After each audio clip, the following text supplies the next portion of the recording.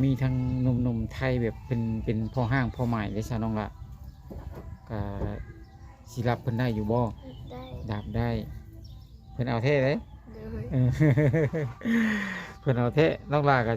สิรับได้เนาะ เลย บ่ติลูกเต้าเพิ่นบ่ลูกล่ะ ปกติบ่ติถ้าเกิดเพิ่นมีลูก2ลูก3ประมาณนี้ เลย อืมสบายดีสบายดีและสวัสดีพ่อแม่พี่น้อง FC กันเบิดสุคนหรือว่าสิเป็น FC ทางฝั่งไทยฝั่งลาวต่างประเทศกันยินดีต้อนรับเข้าสู่ช่อง YouTube บ่าวบุญจันทร์ชาแนลอีกแล้วให้พี่น้องเลยโดยกลับมาพบมาพอกันอีกคือเก่าคือเดิมให้พี่น้องเติมพลังทุกครั้งที่บ่าวบุญจันทร์มาถ่ายคลิปก่อนอื่นบ่าวบุญจันทร์ก็ขอกราบพ่อแม่พี่น้องฝากกดไลค์กดแชร์กดติดตามกด Subscribe ให้บ่าวบุญจันทร์นำเด้อทุกคนเด้ ขอให้ว่าบุญจันทร์มีกำลังแห่งใจทำคลิปต่อไปอีกเนาะ โดยเปิดคลิปเปิดภาพออกมามื้อนี้พ่อพี่น้องเอ้ยบ่าวจันทร์ก็เดินทางมาทางบ้านน้องลาพ่อพี่น้องเอ้ยก็มาเป็นสะพานบุญ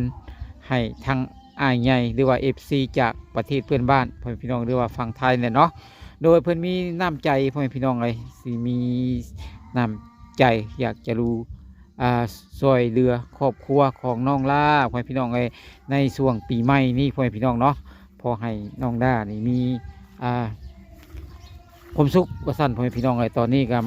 เดินทางมาฮอดจอดถึงบ้านเพื่อนซานของน้องด้าแล้วเป็นที่เรียบร้อยพ่อแม่พี่น้องสิเข้าไปโอ้ไปร่มกับน้องเพื่อนพ่อแม่พี่น้องตั้งแต่น้องเพื่อนเปิดใจออกมานี่เพื่อนมีคนคุยหรือว่ามีคนติดตามเพื่อนบ่พ่อแม่พี่น้องเลยยังบ่ทันได้มาหาเพื่อนจักเทื่อพ่อแม่พี่น้องตอนนี้ก็มาเที่ยวที่สองแล้วพ่อแม่พี่น้องเลยเนาะ ตั้งแต่ถ่ายคลิปลงไปพ่อพี่น้องเอ้ยโดยคุณหน้าซีเมนต์เพิ่นอยู่ตารางพ่อพี่น้องเอ้ยน้องลาคนสวยเฮาเนาะอืมคนผู้สวยพ่อพี่น้องเอ้ยคนผู้จบผู้งามโอ้โดยสบายดีน้องละจ้าสบายดีแต่งตัวไปทางไหนเนาะน้องละมื้อนี้ ไม่ได้ไปใส่ บ่ได้ไปใช้ เลย อืมบ่ได้ไปฉลองปีใหม่บ่หรือว่ายังบ่ฮอด ไป อืมฮะ ไม่ได้ไป บ่ได้ไปโอ้แต่ทุกปีได้ฉลองละฉลองเคยฉลองบ่เคยสังสรรค์กันบ่ เลย ก็เคยอยู่ เล อื ย มปีนี้กะเกียร์มวยยัง ยัง ยังเป็นไงมีต้นทุนบ่มีงบบ่ปีนี้มีบ่บ่มีเลยเออแต่ทุกปีก็สังสรรค์อยู่เนาะ เลย โดยมื้อนี้ก็น้องล่าก็อยู่เฮือนมาน้องมื้อนี้ ดู โอ้อยู่เฮือนมื้อนี้บ่ได้ไปทางใดเลย เลย ทุกมื้อได้ซะน้องละไปยังมาไปทุกมื้อ ไปทุกมือก็ไปหาน้ำกินให้แม่ โอ้หาแนวกินให้พ่อให้แม่ เลย หาหยังส่วนใหญ่ที่น้องไปน้องละ ก็ ขุดกบ เลย ป้าเด้อไล่อยู่บ่ไป พอได้อยู่ บ่ได้อยู่ เลย อืมไปโอ้ยพี่น้องเอ้ยหาขุดกบแต่มื้อนี้บ่ได้ไปพักผ่อนเนาะพี่น้องโดยก็ปีใหม่นี่สิกะว่าไปเที่ยวทั้งไหนน้องละไปเที่ยวบ่ ไม่ได้ไป อยู่บ้านซื่อๆอืมเป็นยังไงน้องละเปิดใจออกมาได้4-5 มื้อมีคนทักทายมาบ่น้องละ ครับพอมี พอมีโอ้มีมาจังไรเดินมาหาเลยบ่หรือวันอะไร พระเจ้าเขียนว่าในช่องบอจันทร์ โอ้เขียนมาในช่องเลย โดย อื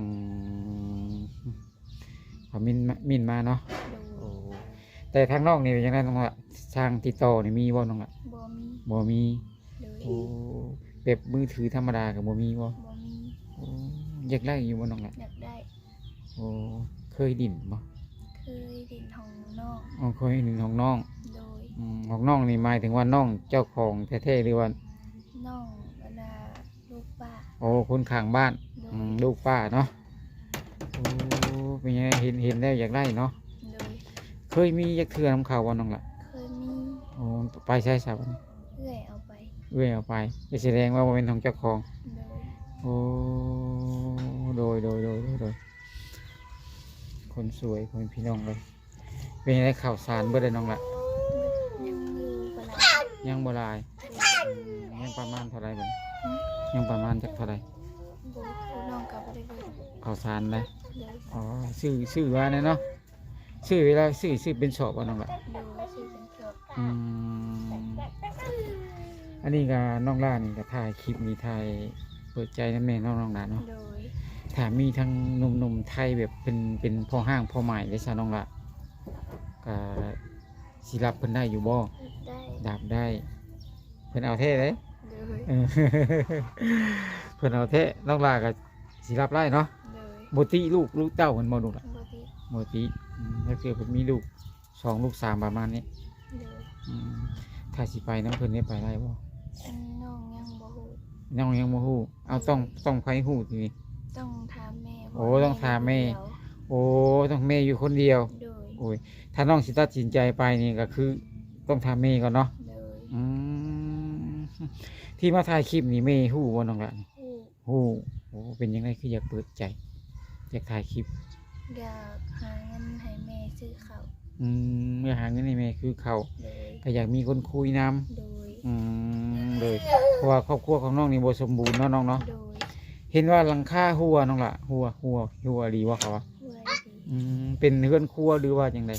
เป็นบ้านห้องนอน โอ้เป็นห้องนอนเลย โดย เอายังมุงน้องละ หาแนวตรงเอา บ่หมายถึงว่า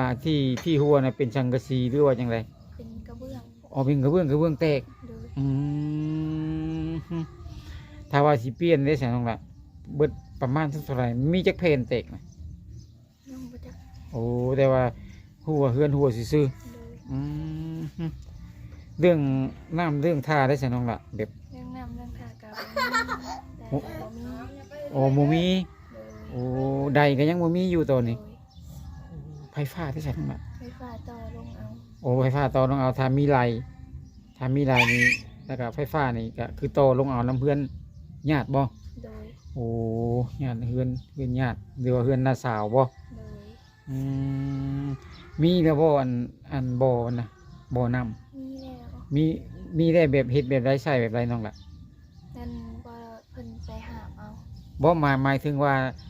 น้ำก๊อกบ้านน้องนี่มีแล้วบ่ ยัง ยังบ่ทันได้มีอยู่ โดย โอ้ต้องเจาะใหม่หมดเลย โด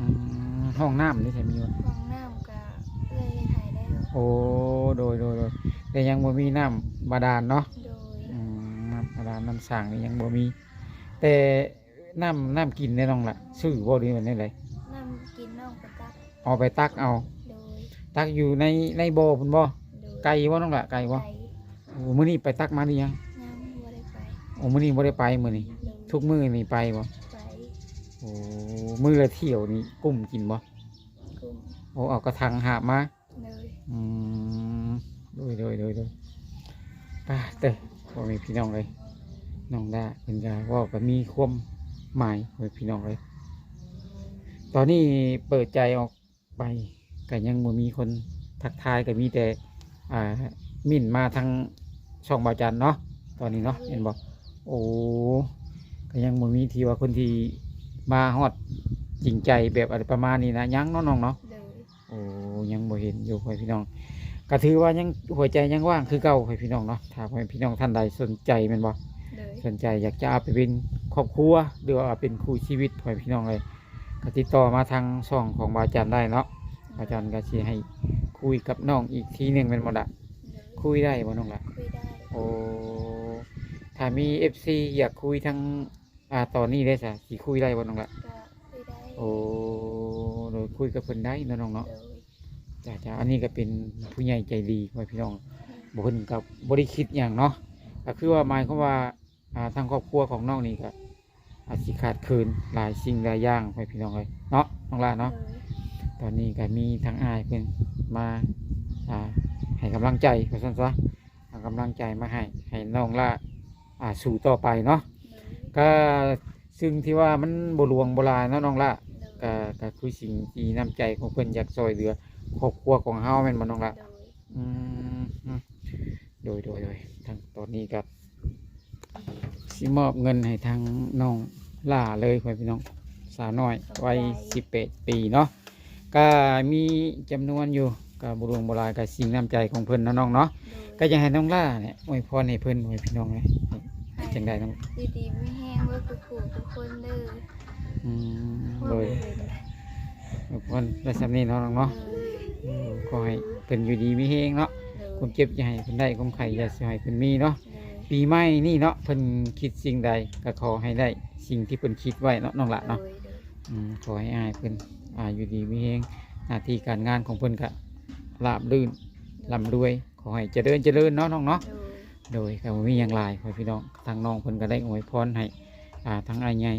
หรือว่า FC จากฝั่งไทยผู้ใหญ่ใจดีพ่อพี่น้องเลยจังใดก็สิบ่รบกวนเวลาของน้องและน้องเนาะโดยตอนนี้ก็คือขาดสุดๆก็คืออย่างน้องละ ก็คือได้น้ำบ่ โดย โอ้ยังบ่มีน้ำอาบแล้วก็น้ำใช้ยังบ่มีเนาะตอนนี้เนาะโอ้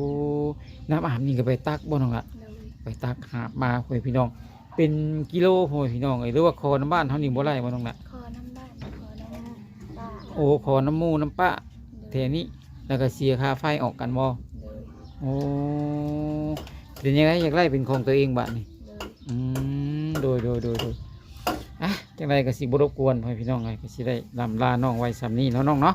โดยคอยเจอกันในคลิปหน้าน้องละ โดย จากสบายดี